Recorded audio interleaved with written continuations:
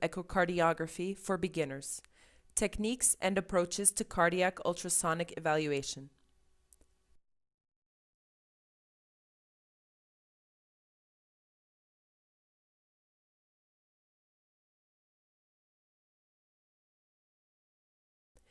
Parasternal long axis view.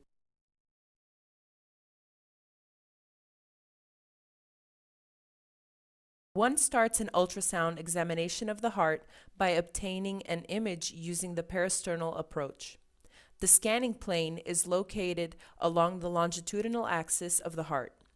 One places the transducer perpendicular to the anterior thoracic wall in the left third or fourth intercostal space adjacent to the sternum. The scanning plane should follow an imaginary line that connects the apex and the middle part of the right clavicle. One can perform the examination in the supine position, but it is better to turn the patient on his or her left side.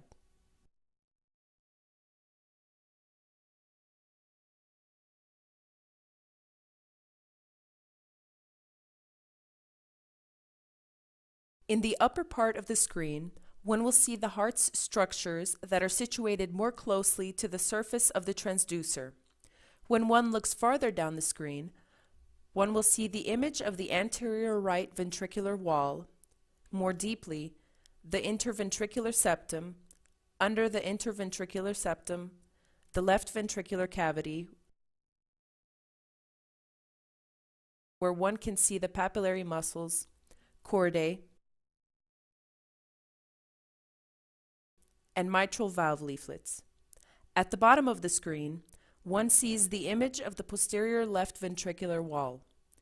The interventricular septum directly continues into the anterior aortic wall, and the anterior mitral valve leaflet continues into the posterior aortic wall. In the root of the aorta, one will see the motion of two aortic valve leaflets. The upper leaflet is always the right coronary leaflet of the aortic valve. The lower leaflet can be the left coronary or non-coronary leaflet of the aortic valve, depending on how the scanning plane has been angled. In most cases, one cannot clearly discern the motion of the aortic valve leaflets because they are very thin. In systole, the aortic valve leaflets are seen as two parallel short strips which are positioned adjacent to the aortic walls. In diastole, one will see the leaflets at the point where they close, in the center of the aortic root. One can see the aortic valve leaflets more clearly when they are thickened or in a very slim patient when there is a proper acoustic window. Most of the time, one can easily see mitral valve leaflets. During diastole, the mitral valve opens twice, when the patient is in sinus rhythm. At the start of diastole, the left ventricle relaxes and fills up with blood from the left atrium. During this time, the mitral valve leaflets separate and droop into the left ventricular cavity.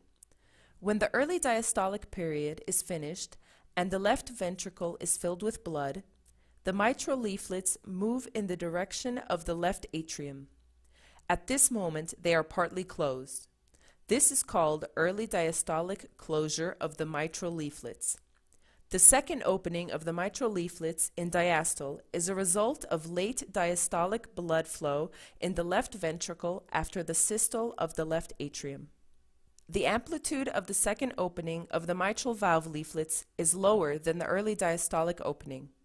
After the completion of the second opening, one will see the start of the left ventricular systole and the mitral valve leaflets close. In a very short period of time after the mitral valve closure, one will see the opening of the aortic valve leaflets. Normal mitral valve leaflets open like a door. Therefore, the highest amplitude has the dots that are situated on the tips of the mitral valve leaflets. In the case of mitral stenosis, the anterior mitral valve leaflet is ballooning in diastole like the canopy of a parachute. After one has evaluated the structure and motion of the mitral and aortic valve leaflets, one may begin to assess the wall motion. Normally, the left ventricular wall must contract and thicken uniformly in all segments, and the opposite walls must approach one another. On the peristernal long-axis view, the shape of the left ventricle resembles an equilateral triangle. The tip of this triangle is formed by the left ventricular apex, and the base is a straight line which connects basal ends of the opposite walls. During systole, the walls of the triangle thicken uniformly. The tip of this triangle approaches the base, and the opposite dots on the walls of the triangle approach their axis at equal distances. Therefore, the ventricular walls uniformly approach each other and uniformly thicken.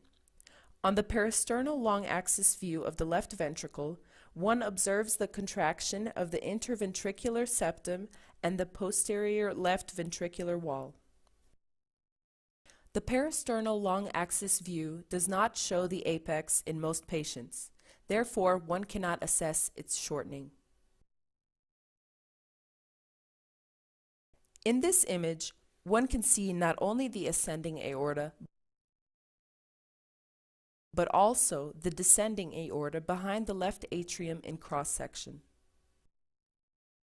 In the atrioventricular groove, one can often see the round formation with a smaller diameter than the diameter of the descending aorta.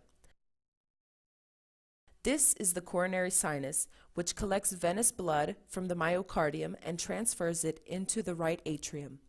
A small percentage of people can have dilated coronary sinus. In such cases, it could be erroneously interpreted as a descending aorta. After a visual assessment of the heart in the peristernal long-axis view, one may measure the dimensions.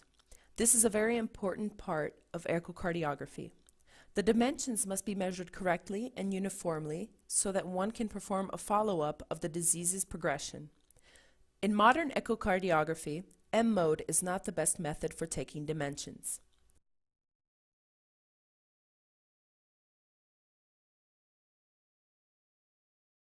Echo machines have a sine loop function which allows the echocardiographer to easily obtain a high-quality image at the end of diastole.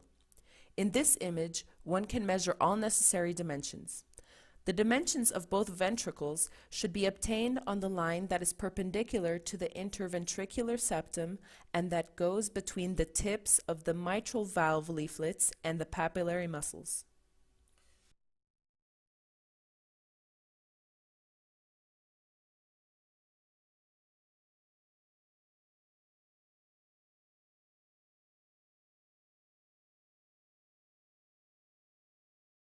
The anterior right ventricular wall, right ventricular cavity, interventricular septum, left ventricular cavity,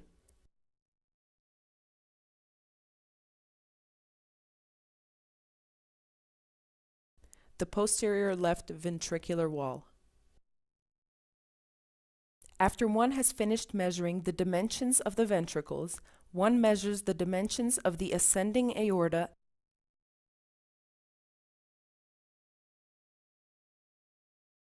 and of the left atrium. In the case when a patient is going to have aortic valve replacement, one should also measure the dimension of the aorta at the level of the aortic valve.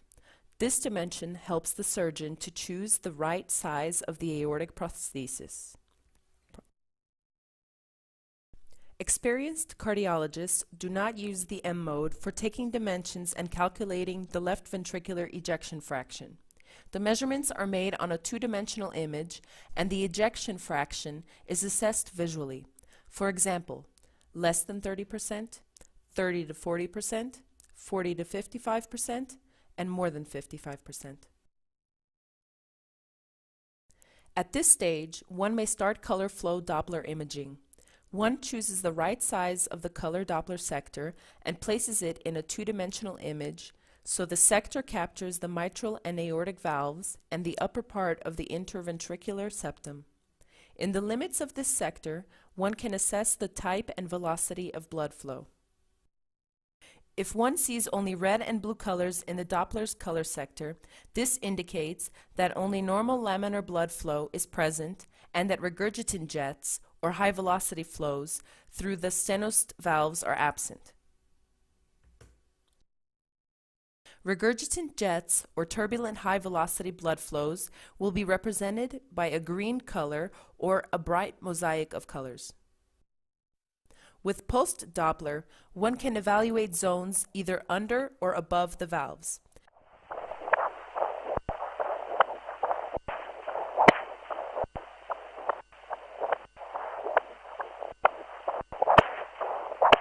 In this case, one should shift the sample volume to the zones of interest. Therefore, in summary, the parasternal long axis view is the main view, and one must start cardiac ultrasonic evaluation here. This view is also the starting point for obtaining other two-dimensional echocardiograms. The parasternal long axis view gives one the possibility: 1. To diagnose aortic root pathology, dilation, dissection, atherosclerosis of the aorta. 2. To diagnose aortic valve pathology, anomalies, calcinosis, vegetations, thickening. 3. To diagnose subvalvular left ventricular outflow tract obstruction, membranous or muscular stenosis. 4. To assess left ventricular systolic function. 5. To determine the amplitude of motion and thickness of the interventricular septum and posterior left ventricular wall. 6. To see membranous defects of the interventricular septum. 7. To confirm mitral aortic fibrous continuance. This is important in the diagnosis of some congenital heart diseases.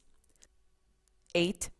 To diagnose structural changes and dysfunctions of the mitral valve and its supporting structures, cord, papillary muscles. 9.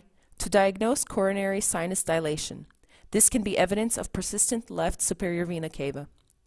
10. To assess the left atrium and to diagnose masses inside it, thrombus, myxoma, membrane. 11. To perform quantitative Doppler echocardiography of mitral or aortic insufficiency. 12. To diagnose muscle defects of the interventricular septum with color Doppler imaging or pulsed Doppler recording, and to measure in this case the systolic pressure gradient between ventricles. This pressure gradient gives one the possibility to assess systolic pressure in the right ventricle and pulmonary artery.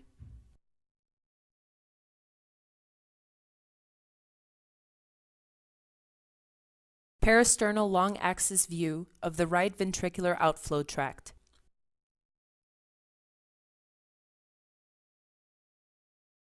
Now one will try to see the pulmonary valve together with the right ventricular outflow tract and pulmonary artery trunk. After one has obtained a good image of the left ventricle from the parasternal long axis view, one must rotate the transducer a bit counterclockwise and angle it at a sharp angle between the transducer and anterior thoracic wall. It will appear as if one is trying to look under the left shoulder joint. Sometimes this maneuver is not easy. It is helpful if the patient will hold his or her breath after exhaling.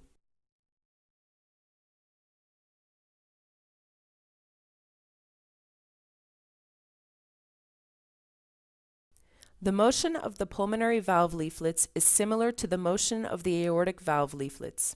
During systole, the leaflets get in close contact with the pulmonary artery walls and one cannot see them.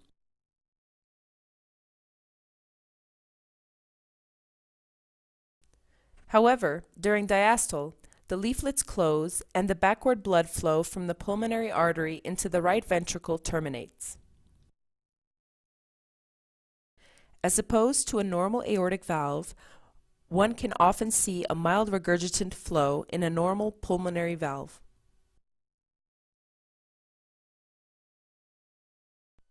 If one places the pulsed wave sample volume at the level of the pulmonary artery valve or in the right ventricular outflow tract, one will obtain the pulmonary artery Doppler flow velocity.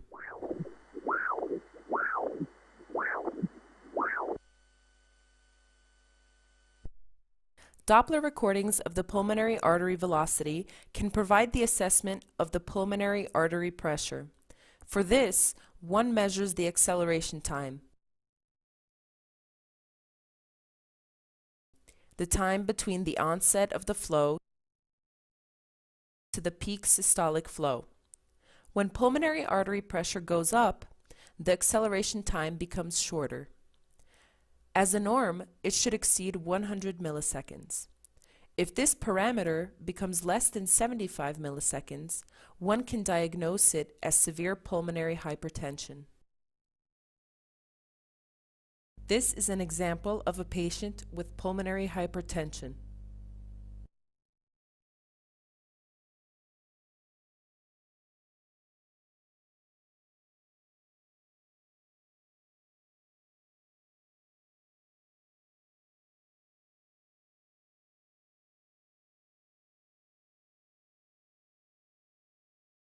This image gives us the possibility: 1.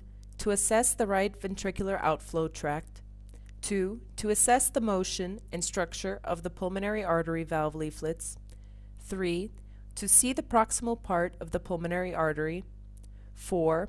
To assess the pulmonary artery pressure. 5. To assess the function of the pulmonary artery valve, pulsed Doppler, continuous wave Doppler, and color flow imaging.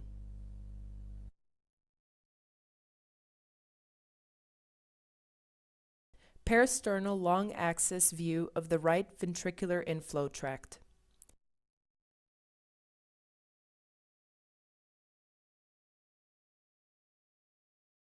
After one has obtained the parasternal long axis view of the left ventricle, one can rotate the transducer a bit clockwise and angle it as if one is trying to look under the xiphoid process.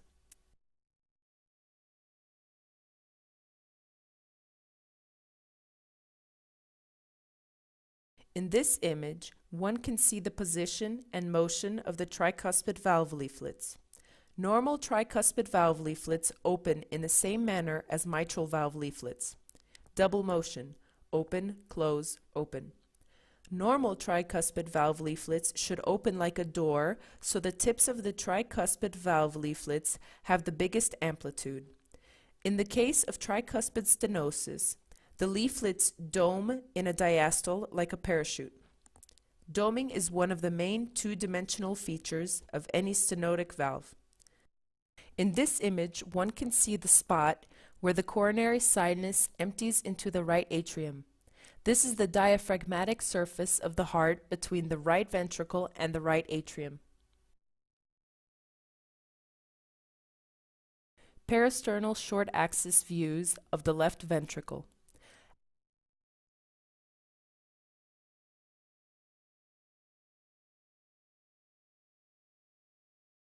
After one has obtained the parasternal long axis view of the left ventricle, one can rotate the transducer clockwise until the scanning plane is perpendicular to the long axis of the heart.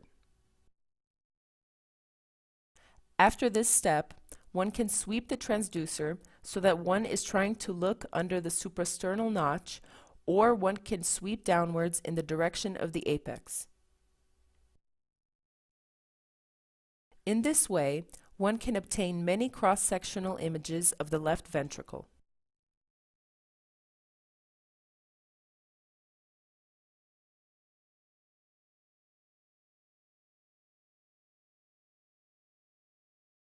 If the transducer is perpendicular to the anterior thoracic wall and the scanning plane is perpendicular to the long axis of the left ventricle, one will obtain the parasternal short axis view at the papillary muscles level.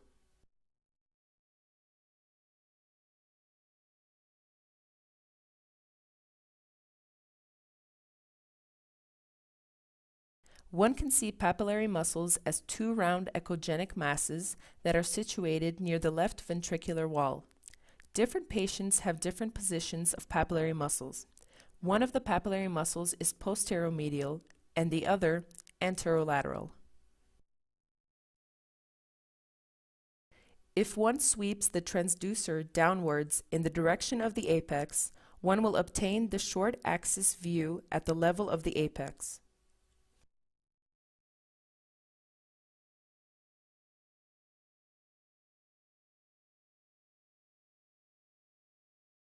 In this image, one can see that the left ventricular cavity is round, but the right ventricular cavity resembles a triangle and has distinct trabecularity. One should pay attention to the contractility of the left ventricle. Are all segments of the left ventricle contracting synchronously? After one has obtained a short axis view at the papillary muscles level, one can sweep the scanning plane a little towards the base of the heart. As a result, one will obtain a short axis view at the mitral valve level.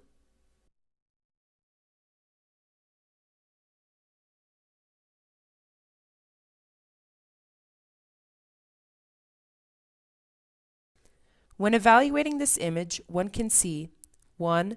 The motion of the mitral valve leaflets and the tricuspid valve leaflets. In diastole, they move in opposite directions, and in systole, they move towards each other. 2. The contractility of different segments of the left ventricle. Normally, all segments must contract and move to the center of the left ventricle at equal distance. They must thicken at the same time. 3. One can also assess the motion of interventricular septum. As a norm, it should occur during the left ventricular systole. Thus, the interventricular septum moves towards the center of the left ventricle. 4. One can assess the shape of the right ventricle. It should have a triangular or crescent-like form, and the right ventricular free wall in systole should move in the same direction as the interventricular septum. If one sweeps the transducer a little more towards the base of the heart, one obtains a short axis view at the aortic valve level.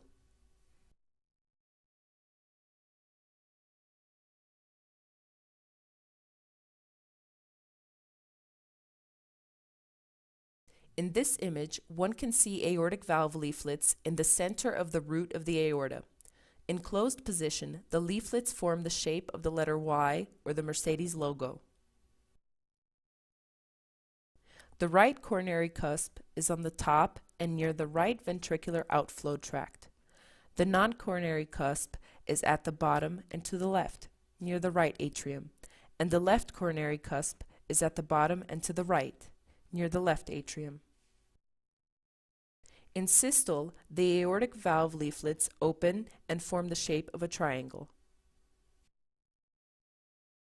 This is another image where one can assess the right ventricular outflow tract that forms the arc anterior from the aortic ring. In this image, one can also see the initial part of the pulmonary artery and pulmonary valve. In this image, one can easily see the structure and motion of the pulmonary leaflets and evaluate the flow with the Doppler. This image is very important in evaluating the congenital anomalies of the aortic valve. For example, the bicuspid aortic valve, which is the most frequent congenital anomaly of the heart. In slim patients with proper acoustic windows, one can sometimes see the left coronary artery. If one sweeps the scanning plane a little more towards the base of the heart, one will obtain an image at the level of the pulmonary artery bifurcation.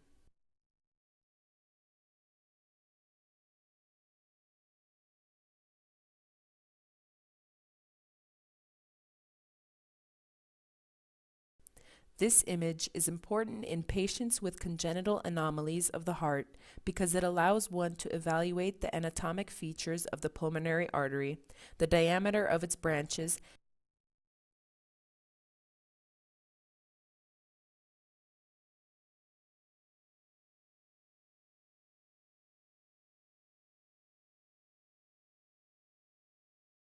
and to perform Doppler flow recordings in the pulmonary artery.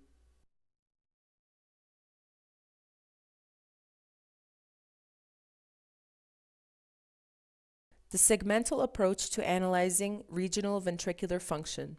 Short axis views.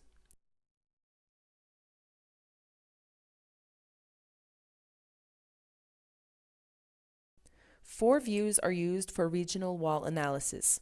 The longitudinal and short axis examinations complement each other and give one the opportunity to look at essentially the same segments in more than one view. In longitudinal views, we divide the left ventricle into basal, middle, and apical thirds. The short axis at the mitral valve and papillary muscle levels are divided into 6 segments, whereas the short axis at the apex has 4 segments. On this scheme, one can see the short axis at the mitral valve level. In this image, one can see 6 segments of the short axis at the mitral valve level: anterior, lateral, posterior, inferior, inferior basal septal, anterior basal septal.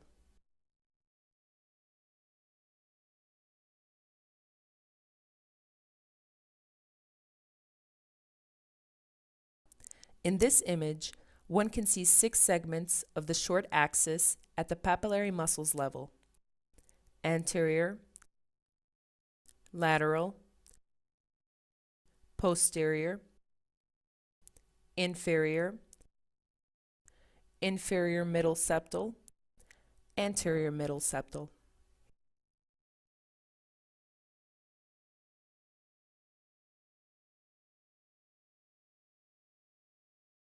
In this image, one can see 4 segments of the short axis at the apex level: septal, anterior, lateral, inferior.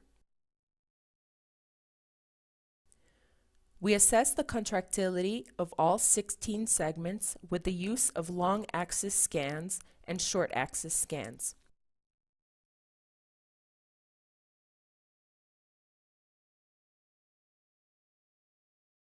When we use the parasternal long axis view of the left ventricle, we cannot see the apical third of the left ventricle in many patients.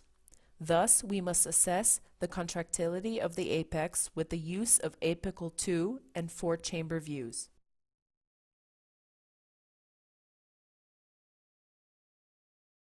Apical images.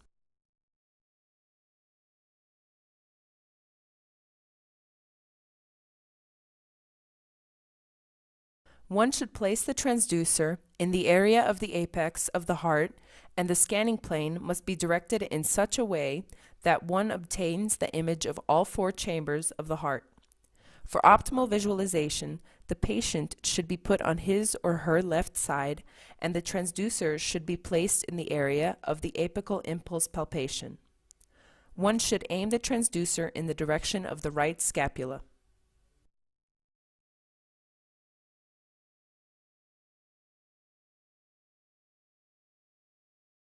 Traditionally, one obtains an image where the heart is placed with its apex at the top of the screen. Left chambers are on the right of the screen and right chambers on the left. When one uses the 4-chamber apical examination, one can differentiate the right ventricle from the left ventricle by the following features. 1. The insertion of the septal tricuspid valve leaflet is slightly apical to the insertion of the anterior mitral valve leaflet. 2. In the apical third of the right ventricle, one can see the moderator bend. 3. The right ventricle has a more pronounced trabecular structure. Downward from the left atrium, one can see the cross-section of the descending aorta. One can also see the pulmonary veins entering the left atrium.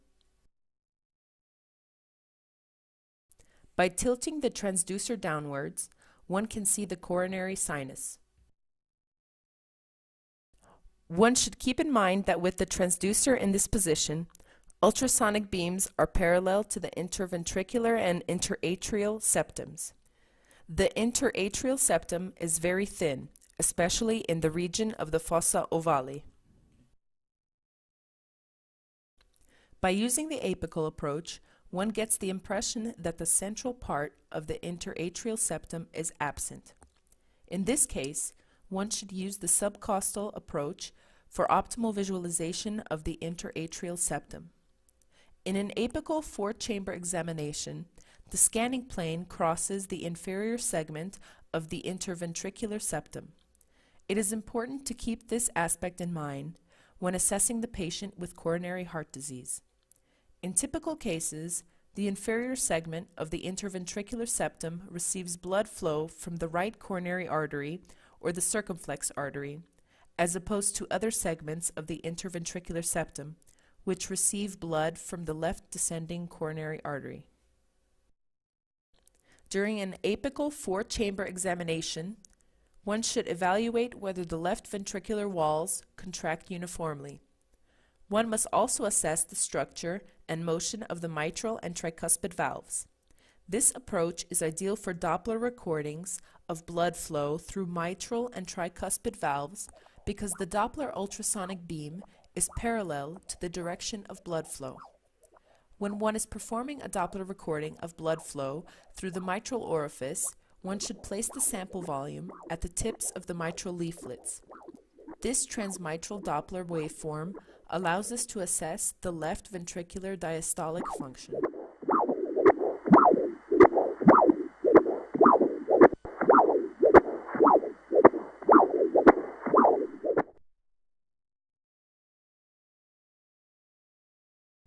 In the presence of mitral regurgitation, one will register turbulent regurgitant flow in the systole.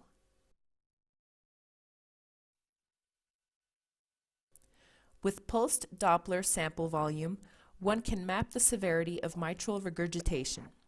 This is achieved by moving a sample volume across the area of interest.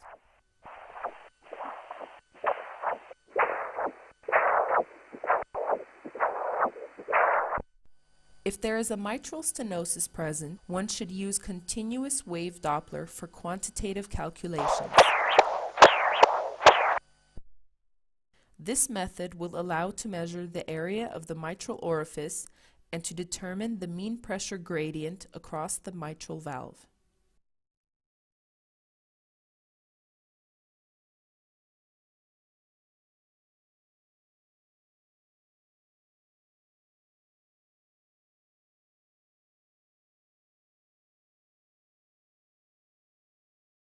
The assessment of the tricuspid valve is essentially the same.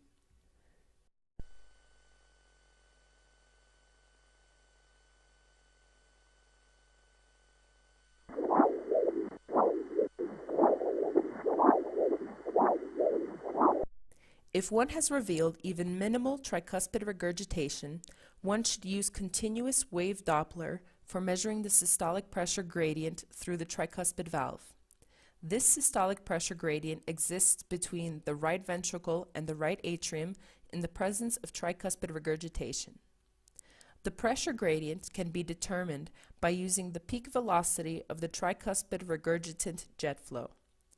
Knowing the gradient across the tricuspid valve, one must add the right atrial pressure to determine the right ventricular systolic pressure and pulmonary artery pressure. After one has obtained an apical four-chamber view, one can tilt the transducer a bit towards the sternum in order to obtain a so-called five-chamber view.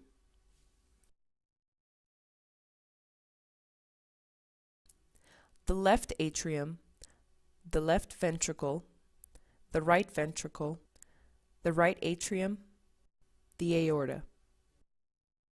In addition to four chambers, there is also a so-called fifth chamber, the ascending aorta. One can evaluate the mitral and aortic valves with a color Doppler. On the right part of the screen, one can find a color map that demonstrates which color will correspond to which direction of the blood flow. The blood flow that moves in the direction away from the transducer will be marked in blue, and the blood flow that moves in the direction of the transducer will be marked in red. This image is ideal for a pulsed wave Doppler recording of blood flow across the aortic valve because the blood flow direction is parallel to the Doppler ultrasonic beam. First, one should place the pulsed Doppler sample volume in the center of the aorta at the level of the aortic valve. One will register the Doppler recording of systolic blood flow through the aortic valve and measure the velocity of systolic blood flow. If the aortic valve stenosis is present, one will register the turbulent systolic flow with a pulsed Doppler, but the velocity of this flow cannot be measured.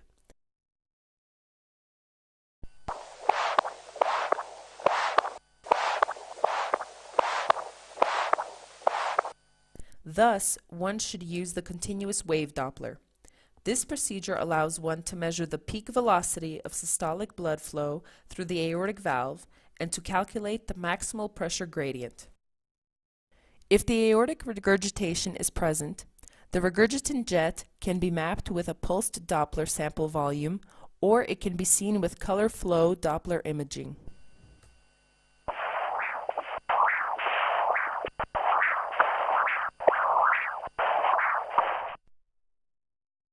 From the apical four-chamber view, one should rotate the transducer about 120 degrees counterclockwise in order to obtain an apical long-axis view of the left ventricle, or the so-called three-chamber view. An alternative method of obtaining this image is to initially obtain parasternal long-axis view of the left ventricle. Then one must move the transducer onto the apex of the heart without changing its orientation.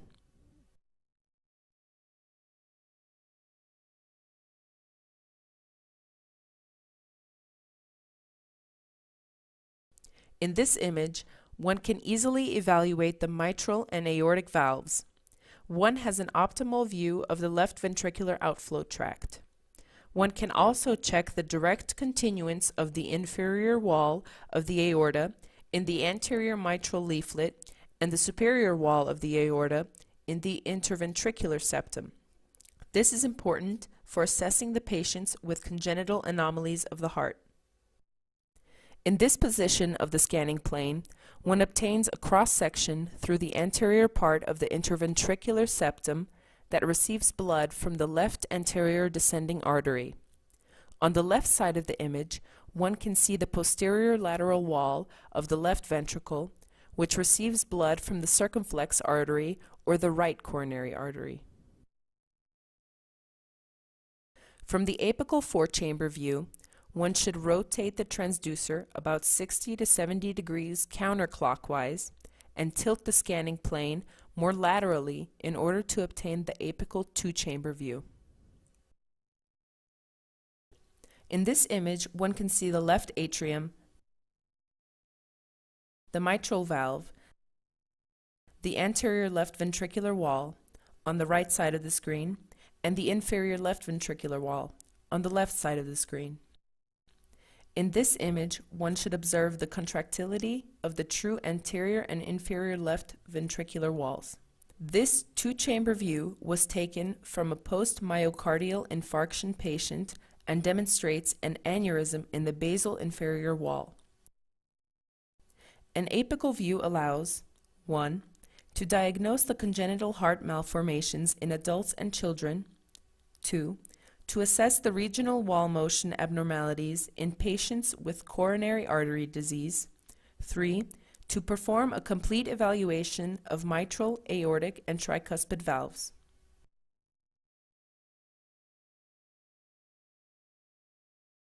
Subcostal views.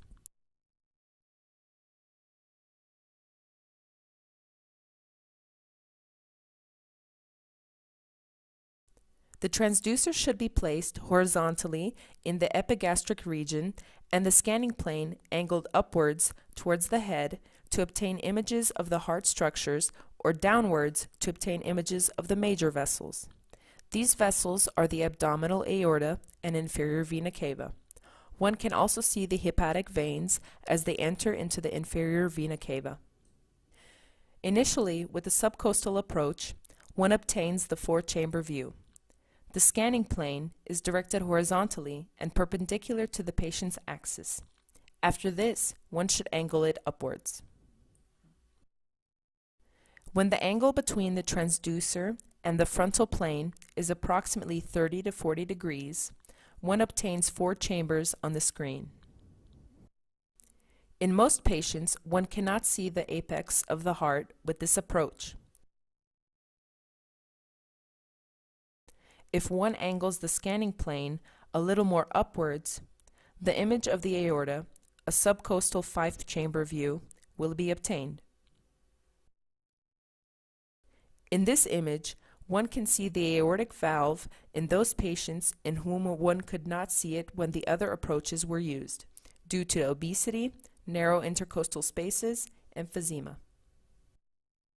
When one uses the subcostal approach, ultrasonic beams are not parallel to the interatrial septum, as opposed to the apical approach.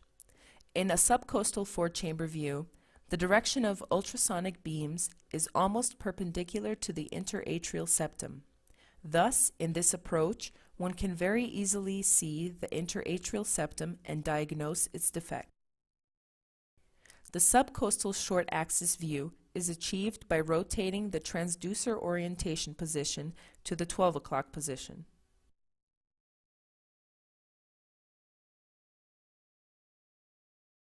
In this image, one can see the heart by the short axis view. A subcostal approach allows visualization of the inferior vena cava in long axis. One should place the transducer in the epigastric region and angle the scanning plane sagittally on the middle line and then tilt it a little to the right.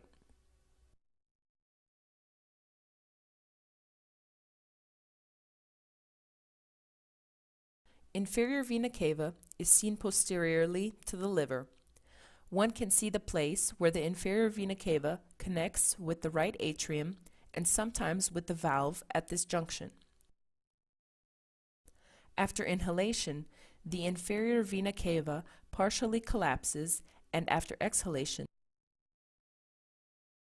it dilates because of an increase of intrathoracic pressure. If one rotates the transducer clockwise and angles it so that one can look under the right scapula, one will see the area where the hepatic veins connect with the inferior vena cava. Hepatic veins are not positioned in the same plane, so one will not see all 3 veins at the same time.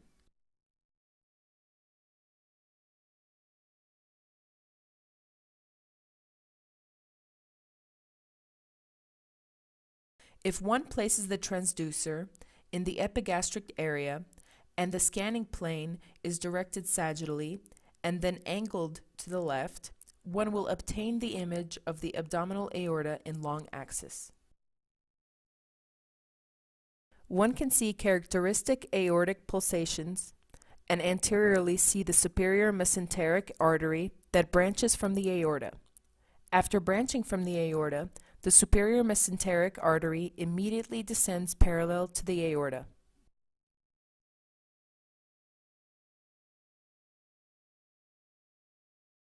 Suprasternal approach.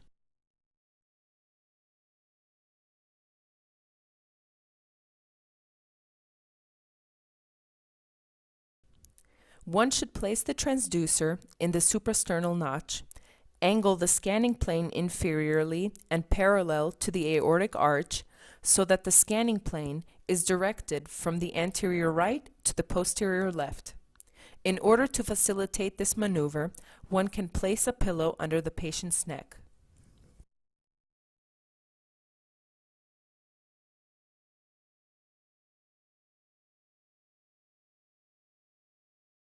One will obtain a suprasternal long axis view of the aortic arch.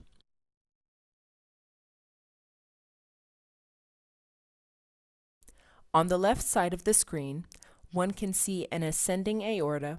On the right, the initial part of a descending aorta. Under the horizontal part of the aortic arch, one can see the right pulmonary artery in cross-section. In many patients, one can see major vessels that branch from the aortic arch: the brachiocephalic trunk, the left common carotid artery, the left subclavian artery.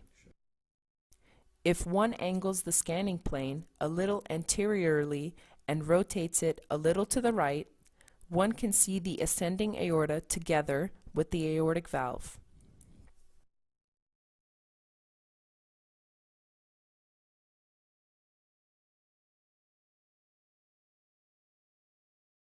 From the suprasternal long axis view of the aortic arch, one should rotate the transducer clockwise until the cross-section of the aortic arch is obtained.